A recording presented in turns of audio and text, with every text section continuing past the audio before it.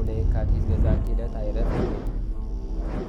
ቅዱስ ኤፍሬም መታሰቢያው ነው። በረከቱ በዚችም ዕለት የጴጥሮስና የሶፊያ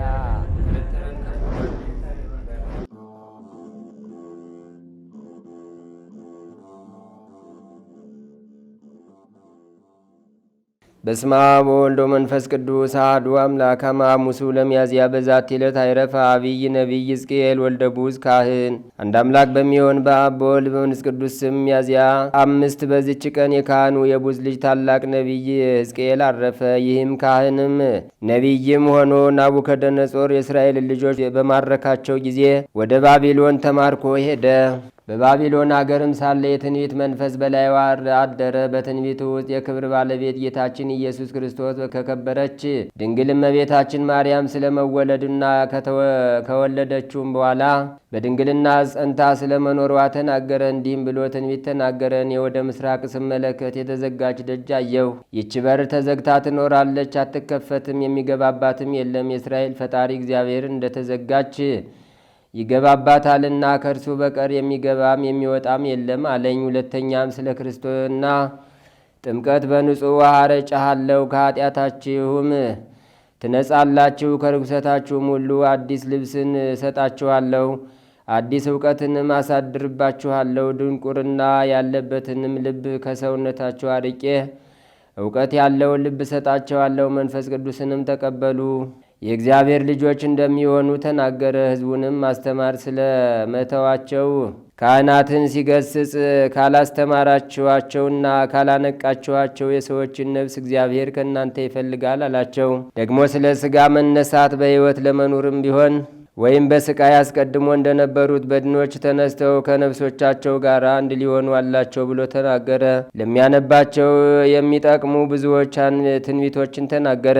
እግዚአብሔርም በእጆቹ ብዙዎች ድንቆች ታምራቶችን ገለጠ። የእስራኤል ልጆች በባቢሎን ሳሉ ጣዖት ባመለኩ ጊዜ ገሰጻቸው። ስለዚህም አለቆቻቸው በጠላትነት በላዩ ተነስተው ገደሉት። ይህም ሁሉ ትንቢቱ የክብር ባለቤት መድኃኒታችን ሰው ከመሆኑ በፊት ነው። የትንቢቱም ዘመን 20 ዓመት ነው። በረከቱ ከእኛ ጋር ለዘላለሙ ትኑር አሜን። ሰላም ለሕዝቅኤል ለማርያም ዘነጸራ በአምሳለ ውፅት ወህት ዘደ አምላክ ሳረራ ምንዳቤ ስደት ፈጺሞ ወተጼወወ መከራ ፈለሰ ዮም ለዓለመ ጽልመትም ጻይራ ድህረ ተነበየ ዓመታ ተስራ ሰላም ለዲዮስቆሮ ዘዘግሃፉ በማይጾ ወእብነ አርምሞ ተፍህመ ከመ ኢይን በአምጾ መጠወ መጠን 40 ዓመቶ መንፈቃ ዓመት በያይጽጾ እለ ይህውጽዎ ሶበ ጎድጎዱ አንቀጾ ውስተ ደብረ ገዳም ይታባ ኢይርአዩ ገጾ። በዚችም ዕለት የአፍላሚ የታወድራ የመነኮስ አርሳኒና የዋስለዲስ የገድላቸው መታሰቢያ ነው። በረከታቸውም ከእኛ ጋር ለዘላለሙ ትኑር አሜን። አንድ አምላክ በሚሆን በአብ በወልድ በመንፈስ ቅዱስ ስም ሚያዝያ 6 በዚች ቀን በበረሃ የምትኖር ግብፃዊት ማርያም አረፈች። በዚችም ዕለት የክብር ባለቤት ጌታችን ኢየሱስ ክርስቶስ በትንሣኤው ሳምንት ለሐዋርያው ቶማስ ተገለጠለት። በዚችም ቀን ኖህ ተወለደ። የሰሎሞን አባት ንጉሥ ዳዊትም በዚች ዕለት ተወለደ። በረከታቸውም ከእኛ ጋር ለዘላለሙ ትኑር አሜን። ዛቅረብኩማ ኢሌታ ዘኪርያ ይላፈም ለተጸምዱ ከዘልፈ ለላ አነብቶ ከብዘንዴቴ መጽሐፈን ተረሰይ ከግዚኦ ጸዲቀ መበለት ውቁፈ ምላቡላን ዘተርፈ ነቢያት ቅዱሳን ሐዋርያት ሰባክያን ሰማዕታት ወጻድቃን ወመላእክት ትጓን ደናግል አድኅዩ መነኮሳት ሄራን ባርኩ ባርኮ ጉባኤ ዛቲ መካን እስከ አረጋዊ ልሂቅ ወንዑስ ሕፃን ለዘጻፎ በክርታስ ወለዛ አጻፎን ዘይደርስ ወለዛ አንበቦ ለዘተርጎሞ በልሳን ሐዲስ ወለዘሰማ ቃሎ በዝነ መንፈስ በጸሎተሙ ማርያም አራቂተ ኩሉም ባይ ስቡረ የመሐረነ ኢየሱስ ክርስቶስ። ተአምር ዘገብረ እግዚእነ አምላክ ነው መድኃኒነ ኢየሱስ ክርስቶስ ሳህሉ ምህረቱ ያህሉ ምስለ ኩልነ ህዝበ ክርስቲያን ለዓለም ዓለም አሜን። ይቅርታው ቸርነቱ ለዘላለም በእውነት ለሁላችን ደረግልና ጌታችንና አምላካችን መድኃኒታችን ኢየሱስ ክርስቶስ ያደረገው ተአምር ይህ ነው። አባታችን ገብረ መንፈስ ቅዱስ በኢትዮጵያ ሳለ በየዓመቱ 3 ጊዜ ጌታችን ወደ ተወለደባት ወደ ተጠመቀባትና ወደ ተቀበረባት ሀገር በዚያ ስጋውን ደሙን ይቀበል ዘንድ ኢየሩሳሌም ይሄድ ነበር። ከዚያም ከጌታችን ከኢየሱስ ክርስቶስ መቃብር ደርሶ ይሰግዳል። በዚያም ለረጅም ጊዜ ቆሞ ይጸልያል። ስለ ኢትዮጵያ ሰዎች ይማልዳል። ቃል ኪዳን ይሰጠው ዘንድ ወደ ፈጣሪው ይለምናልና ምልጃው ከእግዚአብሔር ፊት ደርሷልና። በዚያም ጊዜ ሰማያት ይከፈታሉ፣ የእሳት መጋረጃ ይገለጣል። ሶስት አካላት ይታያሉ። የምህረት አስራት 100,000 ቃል ኪዳን ይሰጠዋል። ሁልጊዜ ምህረትን ለማግኘት ይቆማልና የኢየሩሳሌም ግብሯን ሊረዳ ይፈልጋል። ከመላእክት ጋር ደስታን ሊካፈል ይወዳል። በዚያም ክርስቶስ ተወልዷል፣ በዚያም ተጠምቋል፣ በዚያም ክርስቶስ ተሰቅሏል፣ በዚያም በቀኖት ተቸንክሯልና፣ በዚያም ክርስቶስ ተቀብሯል፣ በዚያም ከሙታን ተለይቶ ስለተነሳ የትንሣኤው ብርሃን ተስፋ ያደርጋልና፣ በዚያም እመቤታችን ማርያም ልጇን ታቅፋ በደስታ ያያታል። ነቢያትና ሐዋርያትንም በክብር በምስጋና ከእርሱ ጋር ሲደሰቱ ይመለከታል። እነርሱም ወገናችን ዘመዳችን ይሉት ነበር። ያን ጊዜም ከሰባቱ ሊቃነ መላእክት አቤቱ ሕዝብህን ይቅር በል የባሮችህንም ቃላት ትርሳ የሚል ቃል እየሰማ እርሱም ከእነርሱ ጋር ይጸልይ ነበር። ነቢዩ ዳዊት እንደተናገረ እንዲህ ሲል አቤቱ ለአንተ በጽዮን ምስጋና ይገባል። አቤቱ ወደ አንተ የምወጣው የደማዊ የስጋዊ ጸሎት ሁሉ ተቀበል። ሰማያውያን በእውነት ምስጋና ያቀርባሉ። አባታችንም እንዲህ አለ፣ ከኃጥአን ወገን አስራት ትሰጠኝ ዘንድ እለምንሃለሁ። መላእክትም ለሕዝብ ይቅርታን እንደሚለምኑ እርሱም አቤቱ ኢትዮጵያ ሕዝብህን ይቅር በላቸው እያለ ይማልዳል። አስራት ይሆን ዘንድ በሰማይ ደስታ ይሆን ዘንድ ስለ ጻድቃን የምንለምንህ አይደለም ስለ ኃጥአን ነው እንጂ በማለት ይጸልያል። ጌታ ኢየሱስ ክርስቶስም አባታችን ገብረ መንፈስ ቅዱስን ወንጌል አባትና እናትን ሚስትህና ልጅን ወንድምህና እህትህን ገንዘብና እርሻውን ስለ እኔና ስለ ወንጌል የተወ በዚህ ዓለምና በሚመጣው ዓለም 100 እጥፍ ዋጋ እንደሚያገኝ ሁሉ ለአንተ ለከበርከው አገልጋይ የኢትዮጵያ ሰዎችን አስራት አድርጌ ሰጥቻለሁ አሉ። አባታችን ገብረ መንፈስ ቅዱስም ከፈጣሪው ከኢየሱስ ክርስቶስ ቃል ኪዳን ከተቀበለ በኋላ በፍጹም ደስታ እግዚአብሔርን እያመሰገነ ተነስቶ በነፋስ ሰረገላ ተቀምጦ እንደ ዓይን ጥቅሻ ተነስቶ ከኢትዮጵያ ምድር ደረሰ። ይቅርታው ቸርነቱ ለዘላለም በእውነት ይደርብን። የአባታችን የጻድቁ አቡነ ገብረ መንፈስ ቅዱስ ረድኤት በረከት አማላጅነት ለሀገራችን ሰላም ለሕዝባችን ፍቅር አንድነት ያድልልን ለዘላለሙ አሜን። ወበሉ እስኪ ብዙ ኃጢአቴ ሞተ ወፈቅድ እቅብሮ። ብዙ ኃጢአቴ ሞተ ልቀብረው እፈልጋለሁ ማለት ነው። አዎን ብዙ ኃጢአቴ ሞተ ልቀብረው እፈልጋለሁ ሚል ቃል አለ። ይሄ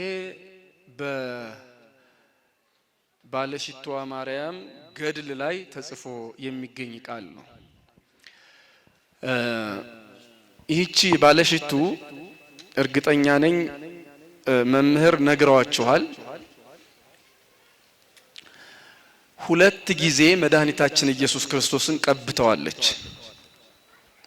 ስንት ጊዜ አልኳችሁ? 2 ጊዜ መድኃኒታችን ኢየሱስ ክርስቶስን ቀብተዋለች። መድኃኒታችን ኢየሱስ ክርስቶስ ደግሞ በሕይወተ ሥጋ በነበረበት ጊዜ 3 ጊዜ ተቀብቷል። 2 ጊዜ የቀባችው ማርያም ኃጢአተኛዋ ማርያም ስትባል፣ አንደኛውን ሽቱ የቀባችው ደግሞ ማርያም እህተ አልዓዛር የአልዓዛር እህት ማርያም ናት። በልዩነታቸው ጉዳይ ላይ ብዙ ልላችሁ አልፈልግም፣ ግን ስንክሳራችን ሁለቱን ሴቶች ሲናገር የአልዓዛር እህት ማርያምንና ማርታን ደናግል ብሎ ነው የሚገልጻቸው። ምን አልኳችሁ? አቤት ማርያምም ማርታና ማርያም የአልዓዛር እህቶች ማለት ነው። ማርያምና ማርታ ደናግል ናቸው። ራሳቸውን ጠብቀው በንጽህና በቅድስና የኖሩና ያኖሩ ናቸው ሁለቱ ማርታና ማርያም የአልዓዛር እህቶች። ይችኛዋ ማርያም ግን ድንግል አይደለችም፣ በዝሙት የምትኖር ናት። ስለዚህ በጣም የተለያዩ ሴቶች ናቸው። የሉቃስ ወንጌል ምዕራፍ 7 ቁጥር 36 ጀምሮ ባለው ታሪክ ውስጥ ገና መድኃኒታችን ኢየሱስ ክርስቶስ ማስተማር ሲጀምር ነው የቀባችው። ይህች ሴት የመጀመሪያው 2 ጊዜ ቀብተዋለች ብያች ኢየሱስ ክርስቶስን 2 ጊዜ ቀብታለች እና የመጀመሪያው ሉቃስ ምዕራፍ 7 ቁጥር 36 ላይ ያለ ነው። ቦታው ደግሞ ናይን ይባላል። ናይን ማን አልኳችሁ? ናይን በተባለ ቦታ ነው። ቤቱ ደግሞ የፈሪሳዊው ስምዖን ቤት ነው። በጣም የሚገርመው ስምዖን ሌላ ቦታ ማቴዎስ 26 ላይ ስለሚጠቀስ ብዙ ሰው ይሳሳታል። ስምዖን በራሱ ያሳስታል። ለምሳሌ ጫማ ሰፊው ስምዖን ሲባል ምን ትዝ ይላችኋል? ምን ያደረገው? አይኑን ምን ያደረገ? ያወጣ። ግን አይኑን ያላወጣ ደግሞ ሌላ ጫማ ሰፊ ስምዖን አለ። በጣም የሚገርማችሁ ስማቸው ተመሳሳይ ነው፣ ስራቸውን ተመሳሳይ ነው። እና ምን ያሳስታሉ መሰላችሁ? ዘመናቸው እና ታሪካቸውን እናወሳስበዋለን። የመጀመሪያው ያ ቁርበት ፋቂ የሚባለው የሐዋርያት ሥራ ምዕራፍ 10 ላይ ያለው ጫማ ሰፊ ስምዖን አለ። እሱ ወይም ቁርበት ፋቂም ጫማ ሰፊ የሚለዋል በመጀመሪያው 100 ክፍለ ዘመን የነበረ እነ ቅዱስ ጴጥሮስን እነ ቅዱስ ማቴዎስን ያስተናገደ ከነሱ ጋራ የነበረ ሰው ነው። በመጀመሪያው 100 ክፍለ ዘመን የነበረ ሰው ነው። የሐዋርያት ሥራ ምዕራፍ 10 ላይ ያለው ጫማ ሰፊ ማለት ነው፣ ስምዖን ይባላል። እሱ አይኑን አላወጣም። በሌላ መልኩ በ11ኛው 100 ክፍለ ዘመን ተመልከቱ፣ ከ900 ዓመት በኋላ ወይም ደግሞ ከ1000 ዓመት በኋላ ሌላ ጫማ ሰፊ ስምዖን መጣ፣ ግብጽ ላይ። ያኛው እስራኤል ነው፣ ይሄኛው ግብጽ ነው። ግን ሁለቱም ስምዖን ናቸው፣ ሁለቱም ጫማ ሰፊ ናቸው።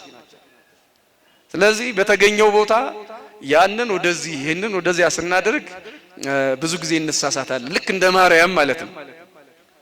ማርያም አንድ ጊዜ ያላዛር እህት ስናደርጋት፣ ሌላ ጊዜ ኃጢአተኛ ስንላት፣ ያላዛር እህት በምንም መልኩ ኃጢአተኛ ተብላ አታውቅም። ኃጢአት ማርያም ኃጥእት አትባልም። ያላዛር እህት እሷ ክርስቶስ አምላካችን በቤታቸው እየተገኘ ያስተማራት ንጽህናን ቅድስናን ገንዘብ በማድረጓ ማርያምስ የማይቀሟትን በጎ ዕድል መረጠች ተብሎ ክርስቶስ ያመሰገናት ሴት ናት። እንኳን በዝሙት ልትኖር የሉቃስ ወንጌል ምዕራፍ 10 ላይ መድኃኒታችን ኢየሱስ ክርስቶስ ያደነቃት ሴት ናት። ግን ማርያም የሚለው ያሳስታል። ሁለቱም ባለሽቱ ስለሆኑ ልክ ስምዖን የሚለው ሁለቱም ጫማ ሰፊ ስለሆኑ እንደሚያሳስተው ማለት ነው። እና ይሄ ሉቃስ 7 ላይ ያለው ስምዖን ከማርያም ኃጥእት ከኃጢአተኛይቱ ማርያም ጋራ ነገ ሽቱ ከምትቀባው ሴት ጋራ ስለተገናኘ ያሳስታል ብዙዎቹን። አሁን እናንተ ራሱ በዚህ ሰዓት ከኔ ጨርሳችሁ ልትማሩት አትችሉም። እንደው በመጠኑ ስለሷ ትንሽ ለመናገር ያህል ነው እንጂ ይሄንን ሐሳብ ያመጣሁት። እና ግን እየሰማችሁኝ ባይሆን ርዕሱን እንዳትረሱት፣ ትንሽ ረዘም ብሏል። ብዙ ኃጢአቴ ሞተ ልቀብረው እወዳለሁ ያለችውን ቃል እንዳትረሱት። እስኪ በሉት ምን ነበረ? ብዙ ኃጢአቴ ሞተ ምን ልለው እወዳለሁ። እሺ እንደው ትምህርት የሚሆነን እስካሁን ዕውቀት ነው የነገርኳችሁ። አሁን ደግሞ እስኪ ወደ ህይወቷ እንምጣ።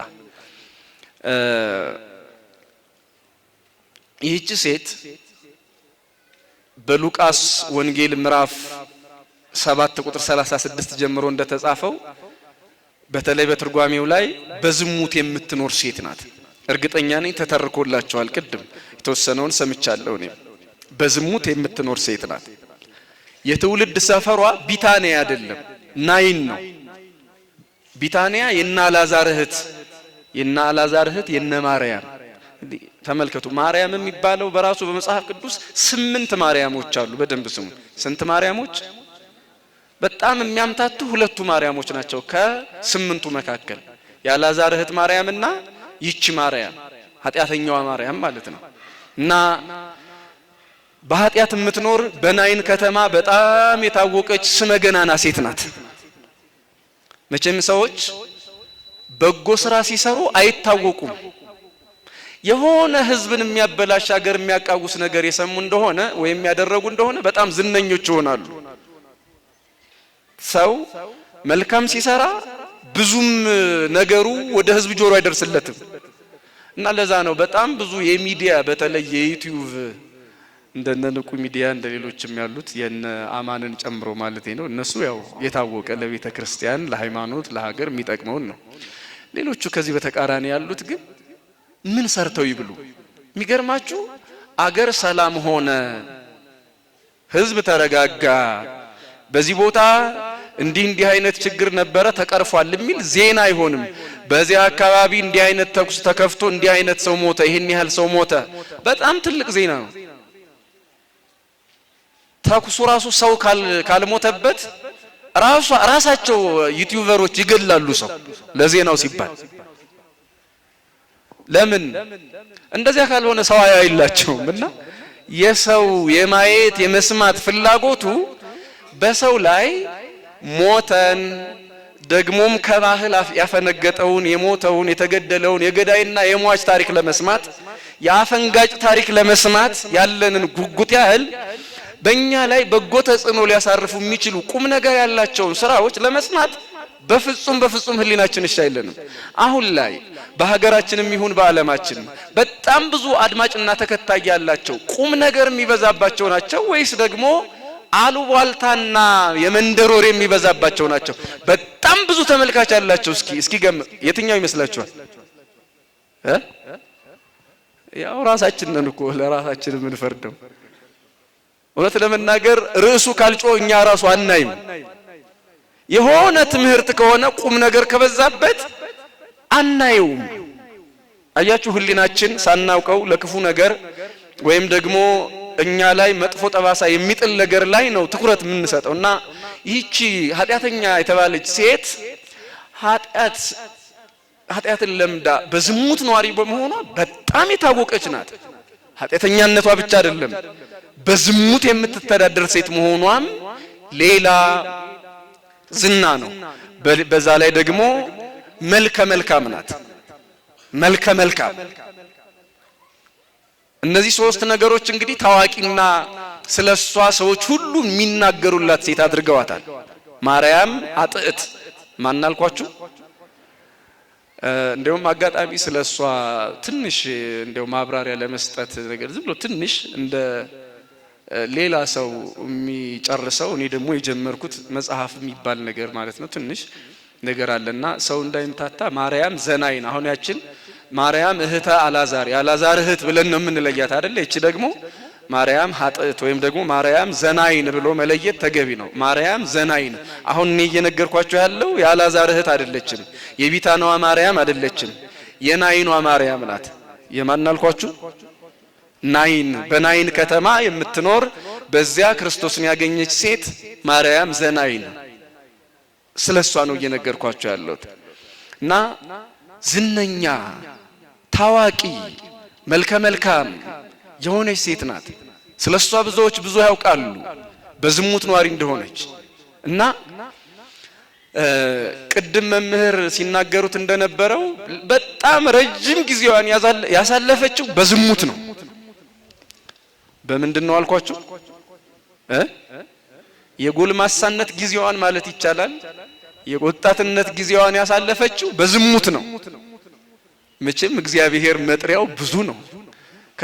እንግዲህ አሁን ብዙዎችን ብዙ ነገር ሰብኳቸው በተአምር ተመልሰዋል።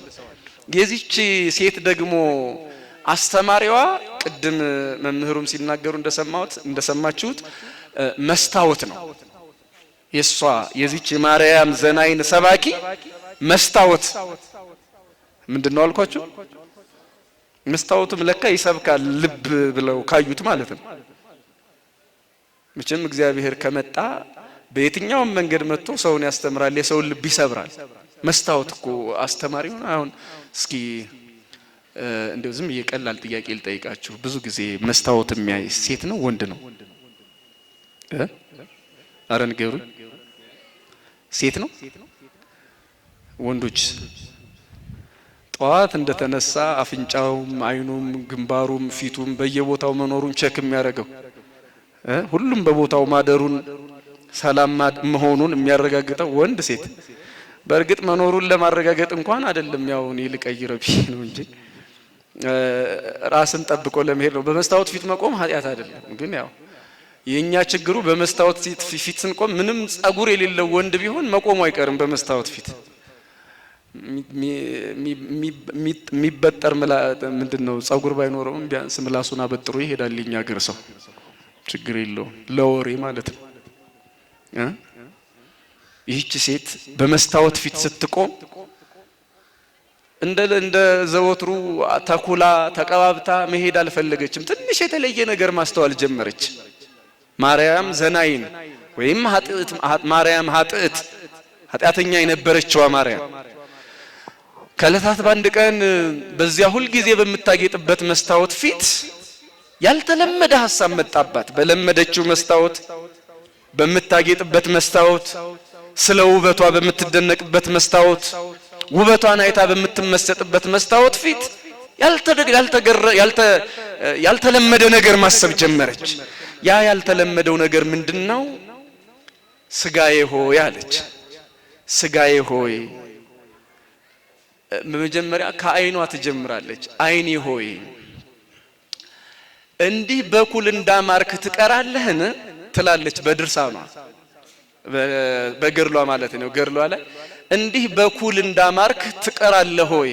በምን እንዳማርክ? ሞት የተባለ ይሄንን ብርሃንህን ሊያሳጣህ ውሃህን ሊያፈሰው ከአፈር ጋራ ሊጨምረው ሞት በመጣ ጊዜ ኩሉ ከሞት ያድንሃል ሆይ። አንተ ፊቴ ሆይ አሁን የተለያየ ቅባት ትቀባለህ፣ የተለያየ ቅባት ተቀብተም ትወዛለህ።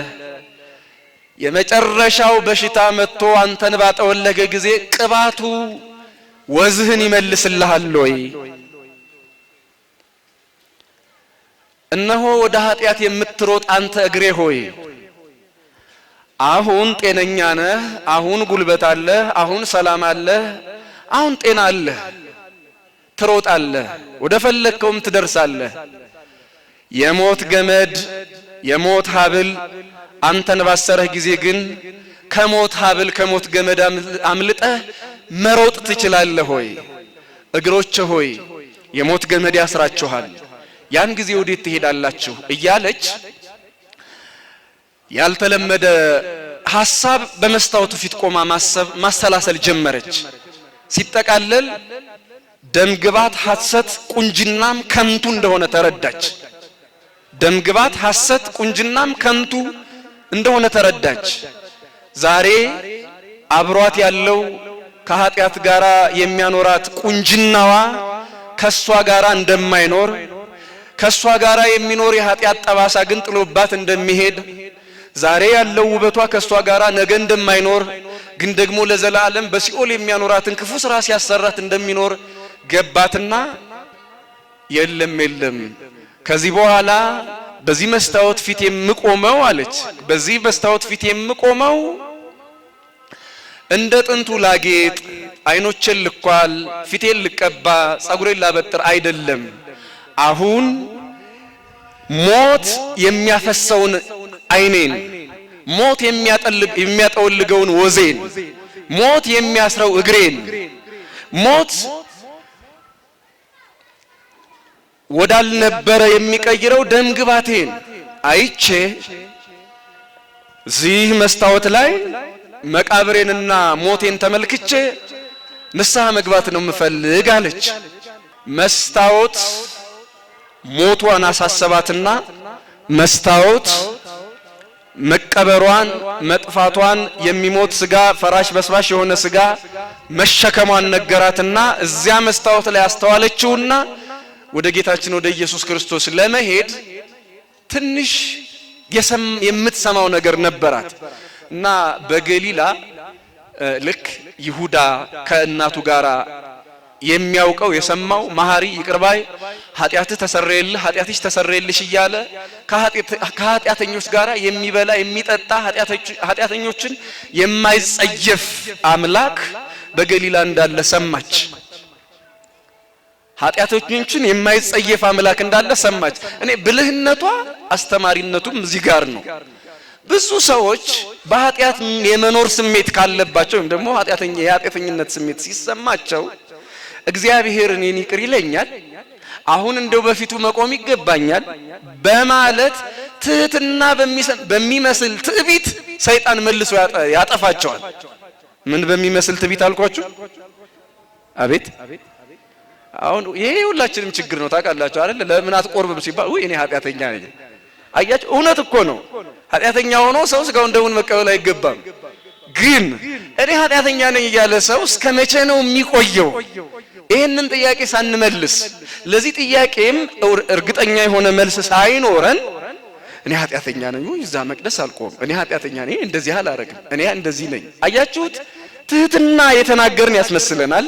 በትህትናና በፍርሃት ርቀን የቆምን ያስመስለናል እንደዚያ እንድናስብ።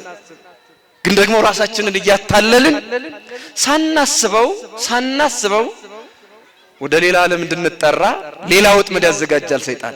ይህች ሴት በጣም የምትደንቀው እድሜ ዘመኗን በዝሙትና በኃጢአት ጨርሳ ኃጢአቴን ይቅር ይለኛል ወይ ብላ የማትጠራጠረው ንጉስ በገሊላ እንዳለ ማመኗ ነው በጣም ልዩ ሴት የሚያደርጋት። ይሁዳን አታስታውሱ? እሷ እኮ እንደ ይሁዳ አልተማረችም። ክርስቶስ ከዋለበት አልዋለችም፣ ካደረበት አላደረችም። ይገርማል።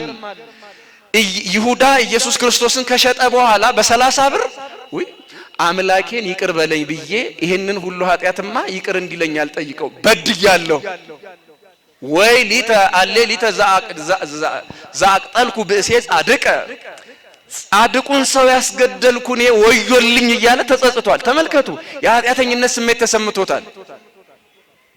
የኃጢአተኝነት ስሜት ከተሰማ በኋላ ግን ወደ ንስሐ እንዲሄድ አምላኩን ይቅር በለኝ ብሎ እንዲያለቅስ ሰይጣን ሌላ መንገድ ዘጋበት።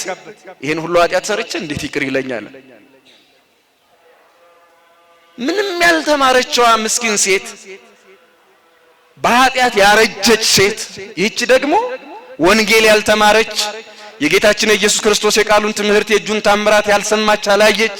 ይህች ሴት ፈጣሪ ኃጢአቴን ሁሉ ይቅር ይል ዘንድ ምህረት ያለው ነው፣ እኔን የሚጸየፍ አምላክ አይደለም ብላ በጆሮዋ የሰማችው አምላክ መንፈስ ቅዱስ ሹክ ሲላት እውነቱን ገልጦላት ወደ ጌታችን ወደ ኢየሱስ ክርስቶስ ሳትሸማቀቅ ነው ሄደችው። ይሁዳ ግን በሰራው ኃጢአት ተሸማቆ እንደወጣ ነው የቀረው። ይቅር ባይ አምላክ መሆኑን እየሰማ እየተማረ የኖረ ሐዋርያ የእግዚአብሔርን ምህረት አቅልሎ ከእግዚአብሔር ምህረት ተለይቶ ራሱን ሲያጠፋና ታንቆ ሲሞት የሐዋርያት ሥራ ምዕራፍ 1 ላይ ይሁዳ ታንቆ ነው የሞተው። የሐዋርያት ሥራ ምዕራፍ 1 ላይ ቅዱስ ጴጥሮስ እንደነገረ ምን ብሎ ነው የሞተው አልኳችሁ? አቤት ብዙ ወንጀለኞች ወንጀል ከሰሩ በኋላ በዘመናችን ወይ መርዝ ይጠጣሉ፣ ወይ ከፎቅ ይወድቃሉ፣ ወይ በሽጉጥ ራሳቸውን ያጠፋሉ። ይሁዳ ማለት አጥፍቶ ጠፊ ነው የሆነው። ለምን? ወንጀል እንደሰራ የወንጀለኝነት ስሜት ተሰምቶታል። ያ ሌት ተቀን ያስተማረ መሐሪ አምላክ መሆኑን ረስቶ እኔን ይቅር የሚለኝ አምላክ የለም ብሎ ክርስቶስን ስላሰቀለ ክርስቶስን ስላስያዘ የበደለኝነትና የጥፋተኝነት ስሜት መሰማቱ ትክክል ቢሆንም ግን ደግሞ ይቅር አይለኝም ማለቱ ሌላ ትልቅ ስህተት ሆነ። ይህች ሴት ግን እንደነገርኳችሁ ነው። ኃጢአተኛነቷን ታውቃለች። የሞተ ሰው አለ፣ ያም የኔ ኃጢአት ነው። እሱ የኔ ኃጢአት ሞቷል። ኃጢአቴ ሲሞት አለቅሳለሁ። እንባ በአይኔ ሲዞር የምታየው ኃጢአቴ ሞቶ ከኃጢአት ተላቅቄ እሱን እየቀበርኩት ነው እና ለኃጢአቴ የሚሆን ቀብር ስላለኝ እንደወጉ ለኃጢአቴ ያልቅሽለት ነው። ኃጢአቴን ልቀብረው እወዳለሁ። ብዙ ኃጢአቴ ሞተ፣ እሱን ልቀብረው እወዳለሁ። ሽቱን አምጣልኝ አለችው። ያልጠበቀው ነው። ኃጢአት የሚል ቃል ከዚች ከማርያም ኃጢአት ተሰምቶ አያውቅም። እሷ መጫወትን ነው የምታውቅ፣ እሷ መሳቅን ነው የምታውቅ፣ እሷ ከብዙ ወንዶች ጋር መደሰትን ነው የምታውቅ። ምናልባት ሳቅ እንጂ በአፏ ለቅሶ የሚባል ነገር ተሰምቶባት ማታቅ ሴት ናት። ዛሬ ግን እያለቀሰች ነው። ዛሬ ግን በኩል ፋንታ አይኖቿ ላይ ያለ እንባ ነው። ስለዚህ ያልጠበቀ ቃል ሰማ፣ ዝም ብሎ ሽቱ ሰጣት። ሄደች። ተስፋ ያደረገችውን መድኃኒት ያገኘችው የት መሰላችሁ? ስምዖን ፈሪሳዊ ቤት። ማን ቤት አልኳችሁ? የሉቃስ ወንጌል ምዕራፍ 7 ቁጥር 36 ላይ ፈሪሳዊው ስምዖን መድኃኒታችን ኢየሱስ ክርስቶስ ከቤቱ ራት እንዲበላለት ምሳ እንዲበላለት ፈልጎ ኢየሱስ ክርስቶስን ጠርቶት ጋብዞት ነበር። ከሱ ቤት ነው ብለዋት እየፈለገችው ሄደች። በኃጢአት ትታወቃለች አላልኳችሁ? በጣም የታወቀች ናት በኃጢአቷ። የቤተ ክህነት ሰዎች ያውቋታል፣ የቤተ መንግስት ሰዎች ያውቋታል። ቆንጆ ናት፣ ስለሷ ብዙ ተወርቷል። ስለዚህ ጌታችን ኢየሱስ ክርስቶስ አለ በተባለበት ቤት ሳታፍር ሄደችና ከእግሩ ስር ስትወድቅ ምን አለ መሰላችሁ? ይሄ ጌታችን ኢየሱስ ክርስቶስን በቤቱ ምሳ እንዲበላለት የጋበዘው ሰው ይሄ ነብይ ይህች ሴት ኃጢአተኛ እንደሆነች አያውቅም እንዴ? በፀጉሮቿ እግሮቹን የምታብሰው እያለቀሰችን በዋን የምታፈስበት ሽቱ የምትቀባው ይህች ሴት ኃጢአተኛ እንደሆነች አያውቅም እንዴ አለ። ለካ የጠራውን አምላክ አያውቀውም። ይሄ ፈሪሳዊ ግብስ የጠራውን አምላክ ምን አይለውም አልኳችሁ? አቤት አለመታደል ነው። ይህች ሴት ከሩቅ መጣ እቤቷ ሳይገባ በሰው ቤት ያገኘችውን አምላክ አውቃ መሐሪነቱን፣ ይቅርባይነቱን፣ ጌትነቱን ተረድታ በእንባዋና በሽቶዋ እግሩን እያጠበች ባለበት ሰዓት ይሄ ሰው ክርስቶስን ያውቃል፣ ስለ ክርስቶስ አንብቧል፣ ስለ ክርስቶስ ተምሯል። ግን ክርስቶስ አምላክ መሆኑን እንኳን አያውቅም። ብዙ ሕዝብ ይከተለው ስለነበረ ዝናውን አውቆ ነው ያኮ ብዙ ሰው የሚከተለው ህሙማንን የሚፈጉሰው፣ ሙታንን የሚያስነሳው፣ ለምጻሞችን የሚያነጻው ከፈሪሳዊው ስምዖን ቤት ገባኮ ምሳ በላኮ ተብሎ እንዲወራለት ነው የሚፈልግ። ለካ የጠራውን አምላክ አያውቀው። እንዲሁ ዝም ብሎ እንዲህ ናቸው እኮ ለመባል ብቻ ከመኖር እግዚአብሔር ይሰውረን። በጣም ከባድ ነው ይሄ እንዲህ ናቸው እኮ ለመባል እና መቼም ይሄን ያህል ደፍረን አናደርገውም እንጂ ቆራቢ ለመባል የሚቆርብ፣ አስቀዳሽ ለመባል የሚያስቀድስ፣ መጽዋች ለመባል በቤተ ክርስቲያን የሰጠው ስጦታ በማይክ ካልተነገረ ከሰባኪው ጋራ ከመርሐ ግብር መሪው ጋራ የሚጣላ ስንት ሰው አለ መሰላችሁ? 1000 ብር ሰጥቶ ለምን አልተነገረም የሚል እስኪ ልጠይቃችሁ። እዚህ አውደ ምሕረት ላይ የሚነገረው በማይክ ለእግዚአብሔር ነው ለሰው? እግዚአብሔር የልባችሁን መሻት ከፈጸመ እግዚአብሔር ይሄንን ነገር እኮ አድርጌለታለሁ ብሎ መናገር የሚፈልግ አምላክ ይመስላችኋል? የኛ ጆሮ ጭብጨባ ይፈልግ ይሆናል። አምላካችን እግዚአብሔር ግን ባደረገው ነገር እኛ እልል። በጣም የሚገርመኝ ደግሞ ለክብሩ መግለጫ 10,000 ብር አስገብተናል። ለክብሩ መግለጫ ጧፍ፣ ዕጣን፣ ለክብሩ መግለጫ። በጣም የሚገርም ቃል እኮ ነው። ለምን የምን መግለጫ አልኳችሁ? በጣም እኛ ነን የምንለው። አሁን ራሴን እያረምኩ ነው። የምን መግለጫ አልኳችሁ? አረ ንገሩኝ። እግዚአብሔር አሁን በጧፍ ክብሩ ይገለጣል አይደለም? ይሄ እጅ ክንድ የሚያህል ጣት፣ ይሄን ዛፍ የሚያህል ጧፍ ብታመጣው ምኑ ነው በጧፍ የሚገለጥ የእግዚአብሔር ክብሩ? እሺ የኛ እግዚአብሔር የኛ አምላክ በ10,000 ብር፣ በ20,000 ብር፣ በ100,000 ብር፣ በሚሊየን፣ በቢሊየን፣ በትሪሊየን ሌላም የትኛውንም ምናልባት እስከዚህ መሰለኝ ብራችን ያለው ይሄንን ሁሉ ብር ብታመጡት እግዚአብሔር ክብሩ ይገለጣል? ምን ነው ይገለጣል ብላችሁ ነው ዝም ያላችሁ? አረ በፍጹም እግዚአብሔርን ክብር የሚገልጥ ምንም አይነት ክብር የለም። ምንም አይነት የእግዚአብሔርን ክብር እና ቢያንስ የፍቅሩ መግለጫ ቢሆን ይሻላል፣ ትንሽ ይሻላል ነው እሱ። ቢያንስ ለፍቅር የምንሰጠው ምንም ነገር የለም። ቢያንስ ለፍቅራችን መግለጫ ሲባል እንደዛ ነው።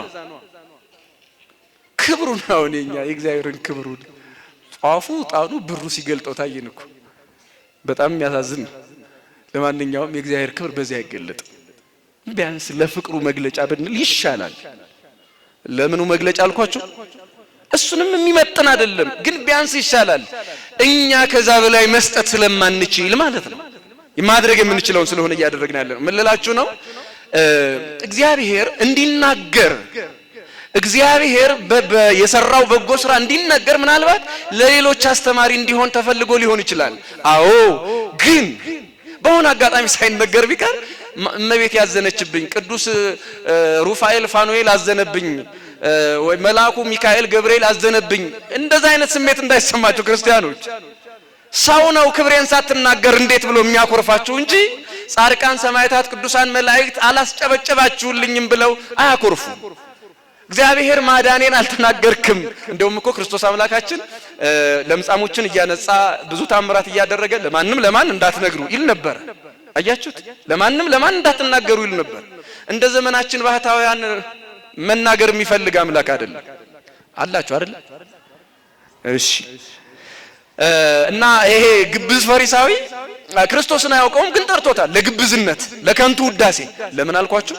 ለከንቱ ውዳሴ ጠርቶታል። ለቀ የጠራውን አምላክ አያውቀውም። እና ይህች ሴት ከሩቅ ቦታ መጣ ክርስቶስን በቤቱ አገኘችው። ሁለት ቃል ያዙ። አንደኛ ይሄ ሰው የቤቱን በር ከፈተ እንጂ የልቡን በር አልከፈተም። የቤቱን በር ከፈተ እንጂ ምኑን አልከፈተም አልኳችሁ? አቤት። አምላካችን እግዚአብሔር ደግሞ የዮሐንስ ራዕይ ምዕራፍ 3 ላይ እንደተናገረው እነሆ ከደጅ ቆሜ አንኳኳለሁ ማንም ድምጼን ሰምቶ ቢከፍትልኝ የሚል ቃል። እግዚአብሔር አምላክ የቤትህን በር አይደለም የልብህን በር ነው የሚያንኳኳው። አሁን በዚህ በትላንትናው በሆሳዕና ባላችን ላይ አርህው ሆሃተ መኳንንት ደጁን ክፈቱ ይላል ዲያቆኑ። መኳንንት ደጁን ክፈቱ ማለት የነገስታትና የመኳንንቱን ቤተ መንግስት እግዚአብሔር ፈልጎት ይመስላችኋል? በስልጣን ልባችሁ ያበጠ ሰዎች ልባችሁን ለእግዚአብሔር ክፈቱ ማለት ነው። የዚህ ዓለም የኃጢአት መኳንንት የበደል መኳንንት ልባችሁን ለእግዚአብሔር ክፈቱ ማለት ነው። ምናችሁን? እግዚአብሔር የልብ በር እንጂ የቤት በር አይፈልግም። ዝጋው ከፈለገ ምንም ችግር የለው። ይሄ ግን ልቡን ዘግቶ የቤቱን በር ከፈተ። ያቺስ የሚከፈት በር የላትም፣ የሚከፈት ልብ ግን አላት።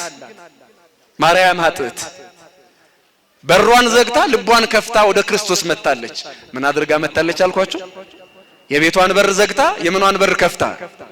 የልቧን በር ከፍታ። ይሄኛው ፈሪሳዊ ግብዙስ የቤቱን በር ከፍቶ የምኑን በር ዘግቶ? አቤት። የልቡን በር ዘግቶ ክርስቶስን ጋብዞታል። እሷ ወይስ እሱ ጻድቅ? አቤት። ነው ክርስቶስ እንግዳ የሆነው እስኪ ንገሩኝ። በሱ ቤት ነው በሷ ልብ ነው? እስኪ ንገሩኝ። አቤት።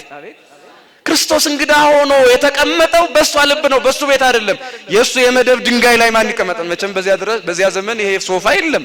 በዚያ ዘመን ምናልባት ያማሩ እንጨቶች ሊኖሩት ይችሉ ይሆናል። እሱን እግዚአብሔር አይፈልገውም። ያማሩ መቀመጫዎች እግዚአብሔር አይፈልግም። የቆሸሸው ልቧን ግን ፈልጎታል። ያንን የቆሸሸ ልብ አጽድቶ መቅደሱ ላይ ያደርገው ግን ፈልጓታል። ይሄስ ምንን ያስተምራል ያላችሁ እንደሆነ ምናልባት አሁን ከተማ ውስጥ በልዩ ልዩ ነገሮች የሚታወቁ ሰዎች ይኖራሉ። ሲመጡ እኛ ክርስቲያኖች ለካ ይሄም ያስቀድሳል እንዴ እምንል ሰዎች አለን። እኛም እኮ አንዳንድ ጊዜ ስምዖኖች እንሆናለን።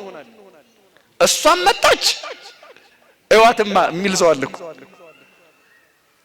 ያው እንግዲህ አገልግሎት ላይ እንደመሆናችን በተለይኛ ብዙ እንሰማለን። እንትናን ደግሞ ማዘመር ጀመራችሁ እንደሚል፣ እንትናን ደግሞ እዚህ መድረክ ላይ ያቆማችሁት እንደሚል።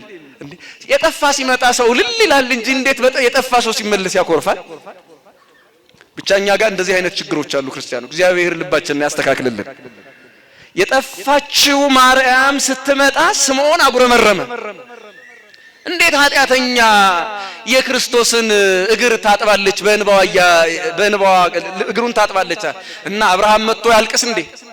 እና ገብርኤል መጥቶ ያልቅስ እንዴ? አያችሁት? ለማን እንዳትናገሩ ይሉ ነበር። እንደ ዘመናችን ባህታውያን መናገር የሚፈልግ አምላክ አይደለም አላችሁ አይደል? እሺ። እና ይሄ ግብዝ ፈሪሳዊ ክርስቶስን አያውቀውም፣ ግን ጠርቶታል ለግብዝነት፣ ለከንቱ ውዳሴ። ለምን አልኳችሁ? ለከንቱ ውዳሴ ጠርቶታል። ለቀ የጠራውን አምላክ አያውቀውም። እና ይህች ሴት ከሩቅ ቦታ መጣ ክርስቶስን በቤቱ አገኘችው። ሁለት ቃል ያዙ። አንደኛ ይሄ ሰው የቤቱን በር ከፈተ እንጂ የልቡን በር አልከፈተም። የቤቱን በር ከፈተ እንጂ ምኑን አልከፈተም አልኳችሁ? አቤት። አምላካችን እግዚአብሔር ደግሞ የዮሐንስ ራዕይ ምዕራፍ 3 ላይ እንደተናገረው እነሆ ከደጅ ቆሜ አንኳኳለሁ ማንም ድምጼን ሰምቶ ቢከፍትልኝ የሚል ቃል። እግዚአብሔር አምላክ የቤትህን በር አይደለም የልብህን በር ነው የሚያንኳኳው።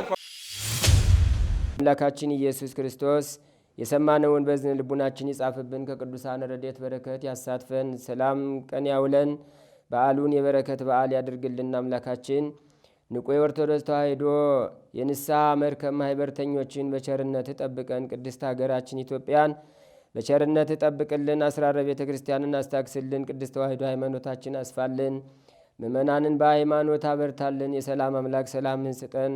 ቀኑን ባርከ ቀድሰ በሰላም አውለን። አቡነ ዘበሰማያት ይትቀደስ ስምከ ትምጻእ መንግሥትከ ወይኩን ፈቃድከ በከመ በሰማይ ከማሁ በምድር ሲሳየነ ዘለለ ዕለትነ ሀበነ ዮም ወኅድግ ለነ አበሳነ ወጌጋየነ ከመ ንሕነኒ ንኅድግ ለዘአበሰ ለነ ኢታብአነ እግዚኦ ውስተ መንሱት አላ አድኅነነ ወባልሐነ እምኩሉ እኩይ እስመ ዚአከ ይእቲ መንግሥት ኃይል ወስብሐት ለዓለመ ዓለም በሰላመ ቅዱስ ገብርኤል መልአክ ኦ እግዝእትየ ማርያም ሰላም ለኪ ድንግል በሕሊናኪ ወድንግል በሥጋኪ እመእግዚአብሔር ጸባዖት ሰላም ለኪ ቡሩክት አንቲ እምአንስት ወቡሩክ ፍሬ ከርሥኪ ተፈሥሒ ፍሥሕት ኦ ምልዕተ ጸጋ እግዚአብሔር ምስሌኪ ሰአሊ ወጸልይ ምህረታ በፍቅር ወልድኪ ኢየሱስ ክርስቶስ ከመ ይስራይ ለነ ኃጣውኢነ ተማኅፀነ ብኪ ኦ ተወካፌ ንስሐ ወሰራይ ኃጢአት ኢየሱስ ክርስቶስ ስረይ ኃጢአትየ ወኃጢአተ ኩሉ ሕዝብ። ንቁ ሚዲያ ለተመልካቾቹ ከሚያደርሳቸው ዕለታዊ ሳምንታዊና ወርሃዊ ዝግጅቶች መካከል የየዕለቱን ስንክሳር ወርሃዊና ዓመታዊ የቅዱሳን ገላትና ድርሳናትን በኢትዮ ማህበር የዩቲዩብ ቻናል ያቀርባል። የየዕለቱን ስንክሳር ባሉበት ሆነው በማድመጥ እንዲሁም ወርሃዊና ዓመታዊ የቅዱሳንን ዜና ሕይወታቸውን በማድመጥ ከቅዱሳኑ በረከትና ረድኤት እንዲያገኙ ንቁ ሚዲያ የሁል ጊዜ ምኞቱ ነው። በየዕለቱ የሚለቀቁ ዜና ቅዱሳንን ላይክ፣ ሼር እና ሰብስክራይብ በማድረግ አገልግሎቱን ይደግፉ። ንቁ ሚዲያ ርቱ የቤተ ክርስቲያን ልሳን